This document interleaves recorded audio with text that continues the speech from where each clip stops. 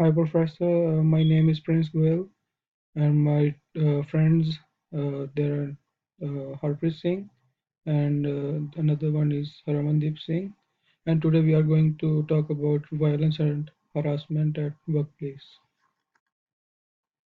So I will talk about the introduction, and in this I will talk about the workplace violence and harassment.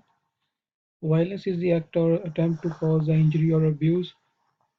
Most people think of violence as a physical assault. However, workplace violence is much broader problem. It is any act in which a person is abused, threatened, intimidated, and or assaulted in his or her employment. While exact definitions may vary in legislation, generally speaking, workplace violence includes threatening behavior, verbal or written threats, harassment, verbal abuse, physical attacks, like in threatening behavior, such as shaking fists, destroying property, or throwing objects, or some kind of like harassments or violence, and in verbal or written threats, like somebody write to feel the to like feel the people move, like they can any expressions of an intent to inflict harm. And harassment, any behavior that demeans, embarrasses, humiliates, annoys, alarms, or verbally abuses a person, and that is known or would be expected to be unwelcome. And this include words like bullying, intimidation, etc. And rumors, swearing, verbal abuse, pranks, arguments, like property damage, etc. are all the examples of workplace violence. And workplace violence is not limited to incidents that occur within a traditional workplace. Work-related violence can occur at offsite business-related functions, conferences, trade shows, and social events related to work, in homes, in like in offices, threatening phone call also. So this may be the introduction of the of our topic, and some of the examples are like physical attacks or assaults, and the further explanation will give my friend Harpreet.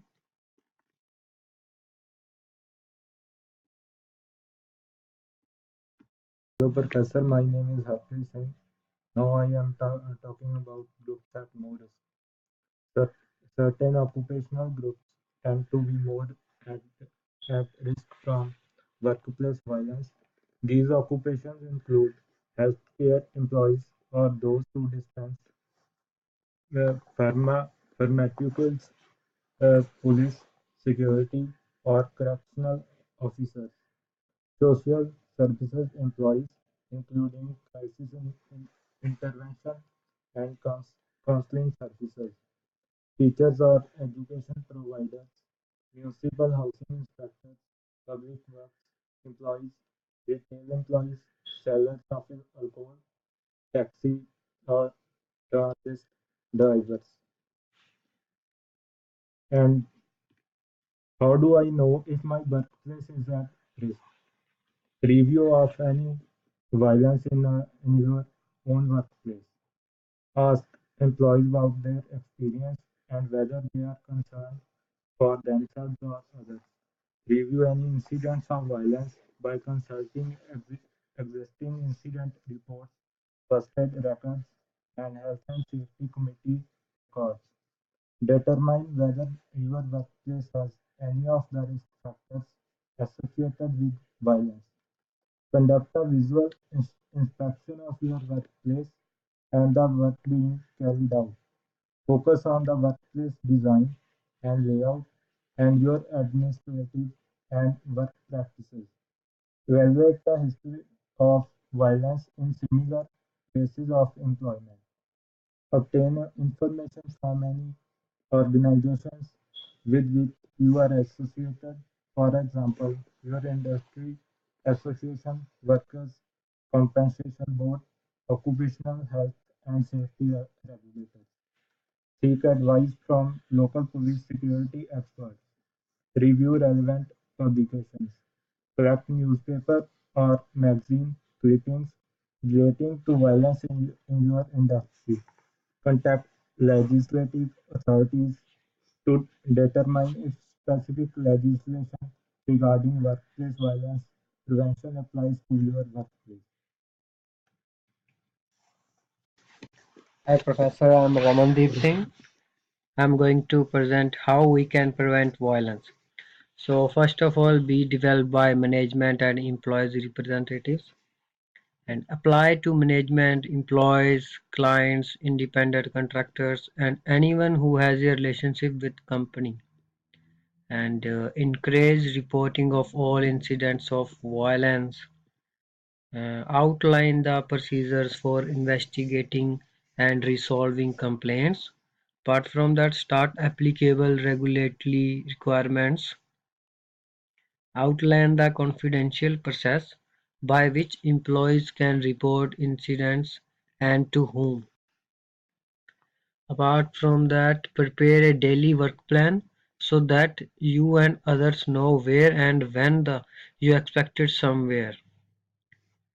Uh, Identify a designated contact at office and a backup. Keep your designated contact informed of your location and consistently adhere, adhere to call in schedule.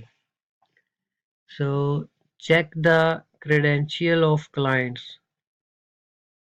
Finally, do not enter any situation, especially when you feel your personal safety is threatened. So that's all about preventing measures. I'm talking now. I will talk about conclusion. That how would I found the workplace violence is like profitable or the advantage or disadvantages. So if you have been a victim of criminal offense such as assault, like any violence or harassment, you should call the police or any. You can inform any security guard or you can inform your supervisor. Incidents or complaints of workplace harassment should be reported to your employer. Also check to see if there is a person at your workplace who you contact for the confidential support. That is like if you have any important information, you can only share with your boss or supervisor. So do not share that information with any stranger people. So and another and the final point, like I found in this presentation, is that people should be aware of the consequences of workplace violence and human rights, so that if they suffer from violence or any kind of harassment at workplace, they should make a complaint against that person, so that company would take steps against that person, so that that person get punished, because harassment at the workplace is very cruel, because we are going to workplace for work and to earn money, not to listen the people the what is that they are thinking about us. So this is all about the our presentation.